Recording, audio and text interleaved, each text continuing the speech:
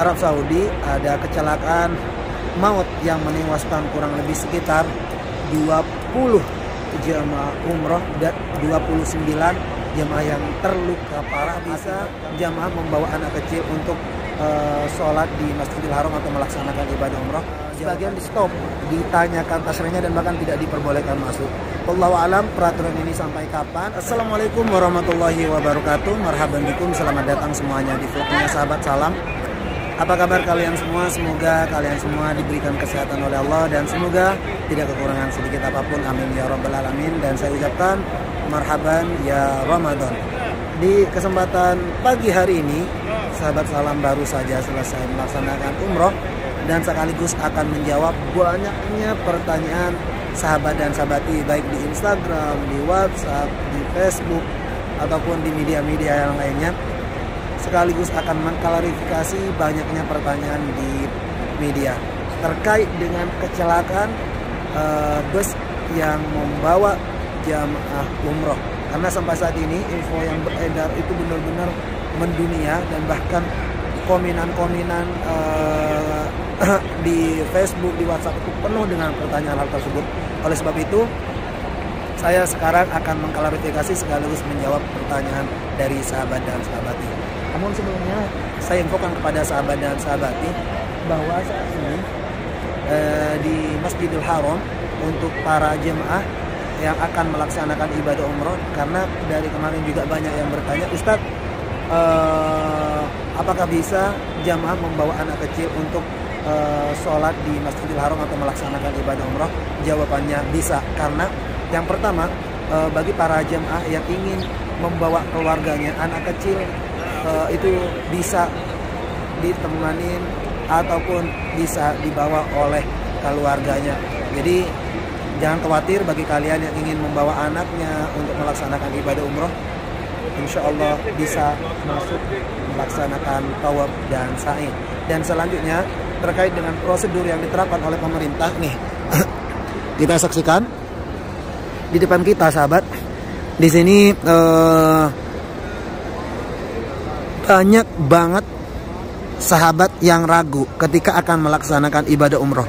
Tetapi perlu saya tegaskan kembali bagi para sahabat dan sahabati yang ingin melaksanakan ibadah umroh bahwa saat ini bagi jamaah umroh tidak memerlukan menggunakan tasyrih. Sekali lagi, untuk jamaah umroh dari negara-negara lain cukup menunjukkan ID card-nya, tanda pengenalnya, maka tidak akan ditanyakan tasyrih. Tetapi yang saya alami, sebagian para jemaah yang mukimin tidak menggunakan ID card ini atau tidak menunjukkan tanda pengenalnya, maka sebagian ada yang ditanya. Dan bahkan barusan pas bareng dengan sahabat salam itu, ternyata ada ekspatriat yang tinggal di sini itu sebagian di stop, ditanyakan tasrihnya dan bahkan tidak diperbolehkan masuk. Wallahu alam, peraturan ini sampai kapan diterapkan, karena istilahnya apa ya, ya kalau kita pakai ID card insya Allah sudah aman. Kalau kita menunjukkan ID card kita insya Allah aman, karena kita tidak tahu peraturan ini kapan berlakunya, kapan habisnya. Ya, kalau beruntung-beruntungan, kalau kita beruntung kadang tidak dipertanyakan sama sekali. Kalau kita tidak beruntung kadang langsung ditanyakan, karena barusan juga banyak banget yang ditanyakan. Wallahu alam, sekali lagi kami tidak tahu sampai kapan dan waktu yang tidak ditanyakan, karena barusan juga tidak ditanyakan, pas masuk kedua ditanyakan oleh petugas terkait dengan permit surat izin masuk untuk melaksanakan ibadah umroh. Sahabat yang dirahmati Allah, kembali ke banyaknya pertanyaan di media sosial bahwa di Arab Saudi ada kecelakaan maut yang menewaskan kurang lebih sekitar 20 jemaah umroh dan 29 jemaah yang terluka parah akibat karena kecelakaan bus yang jatuh dari jembatan karena rain block dan supirnya tidak bisa mengendalikan bisnya, sehingga bis itu menabrak pembatas jalan menabrak pembatas kubrik jembatan sehingga terguling, habis itu lalu kemudian habis itu menabrak, dan sampai saat ini sangat viral sekali di media sosial bahwa kejadian itu, sahabat, terus tegaskan bahwa kejadian itu bukan di sekitar kota Mekah, kota Madinah, kota Jeddah, akan tetapi kejadian itu di Abha. Sekali lagi saya sampaikan bahwa kejadian kecelakaan maut seperti yang sahabat lihat di media, di berita-berita Indonesia, berita-berita Arab Saudi, bahwa kejadian ini, kecelakaan ini terjadi di Abha. Perjalanan dari kota Mekah kurang lebih ditempuh perjalanan sekitar 9 jam dari kota Mekah ke Abha. Makanya saya juga agak sempat kebingungan ketika melihat lintasan yang dilalui dari lintasan itu, karena saya tidak pernah melintas melewati jalur tersebut, sehingga saya mencoba mengkaji dan membaca berita-berita yang beredar di media sosial, mobil khusus di berita-berita Arab Saudi, dan ternyata kejadian kecelakaan maut itu terjadi di kota Abha, di sekitaran kota Abha, yang jaraknya dari kota Mekah menuju Abha itu kurang lebih sekitar 9 jam ya, 9 jam lamanya. Karena di Arab Saudi itu banyak, diantaranya ada Abha, Al-Ba'a, Riyadh, Dammam, Tabuk, dan hal lain sebagainya. Sehingga mereka ketika akan melaksanakan ibadah umroh, mereka masih sebagian besar adalah menggunakan pakaian biasa, karena biasanya kalau dari kota-kota lain mereka kebanyakan mengambil mikotnya itu ada di Kornol Manazil ya, di Kornol Manazil di kota Taif.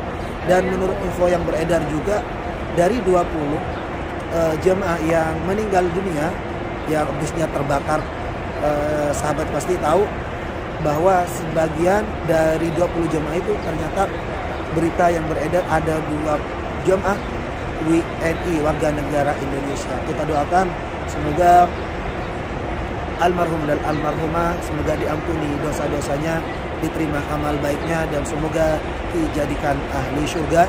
Untuk keluarga yang ditinggalkan, semoga diberikan kesabaran, diberikan ketabahan, semoga kelak dikumpulkan di surganya Allah. Sekali lagi saya sampaikan bahwa berita yang beredar itu benar adanya, cuma itu bukan di lintas kota Mekah, kota Madinah, ataupun kota Jeddah, tapi mereka sebagian besar adalah ekspatriat yang tinggal di kota Abha atau WNA, warga negara asing yang tinggal di kota Abha.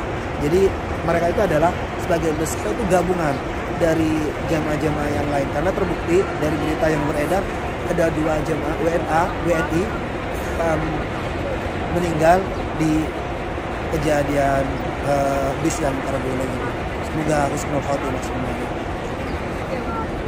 Sahabat yang dirahmati Allah, nih kita bisa lihat suasana di Masjidil Haram saat ini, karena kalau di pagi hari tidak begitu padat ya. Mohon maaf. Jadi ini adalah pintu Malik Abdul Aziz. Kita ke sini. Nah, kita melihat sebentar.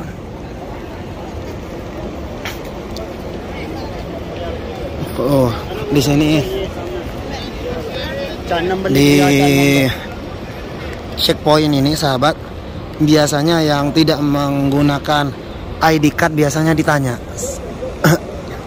Tapi umumnya sekali lagi biasanya ini jarang dipertanyakan, karena banyak petugas-petugasnya juga yang menunggu di setiap pintu nih, pintu gerbang. Jadi bagi kalian, apalagi kalau yang tidak menggunakan kain ihram, otomatis mereka tidak diperkenankan masuk. Nah, nih ini di stop, wallahualam, karena banyak sebagian yang ketika masuk ini sebagian ada yang ditanya, tapi umumnya jarang ditanya sih, istilahnya untung-untungan. Kalau misalnya kita untung, tidak ditanya. Makanya kita harus persiapan untuk para ekspatriat yang akan melaksanakan ibadah umroh. Sekali lagi kita doakan bersama bulan suci ini, semoga para keluarga-keluarganya ditinggalkan oleh almarhum dan almarhumah, semoga diberikan kesabaran, diberikan ketabahan, semoga kelak dikumpulkan oleh Allah Subhanahu wa taala di surga Firdaus. Dan kita doakan untuk yang meninggal, Allahumma lahum warhamhum wa'afi wa'fu anhum. Kita doakan semoga almarhum dan almarhumah diampuni segala dosa-dosanya, diterima amal baiknya, dan semoga dijadikan ahli surga, dan semoga mendapatkan surga Firdaus. Masya Allah, tabarakallah. Dan kita mau jalan-jalan sahabat. Kita sudah sampai di hotel nih, karena barusan lagi berbelanja juga nih di Tower Zamzam. Sekali lagi info yang beredar terkait beberapa regulasi yang pertama yang diterapkan oleh pemerintah Arab Saudi untuk anak-anak, bahwa saat ini bagi para jemaah yang ingin membawa keluarganya maka masih diperbolehkan, dan untuk para ekspatriat warga lokal yang ingin melaksanakan ibadah umroh lebih dipersiapkan untuk membawa atau menyiapkan tasyri' atau permit. Sedangkan untuk jamaah umroh itu cukup dengan menunjukkan ID cardnya. Dan tentu dengan musibah yang terjadi kepada calon jamaah umroh, pastinya kita selalu mendoakan semoga keluarga-keluarganya diberikan kesabaran, diberikan ketabahan.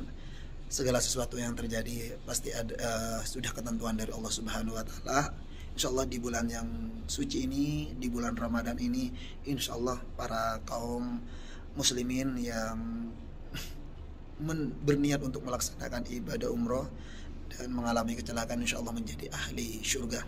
Sekali lagi saya ucapkan terima kasih banyak untuk kalian semua yang sudah mendukung, menyimak video ini sampai selesai, dan sekaligus ingin mengklarifikasi, alhamdulillah saya sudah menjawab banyaknya pertanyaan dari sahabat dan sahabati. Terima kasih.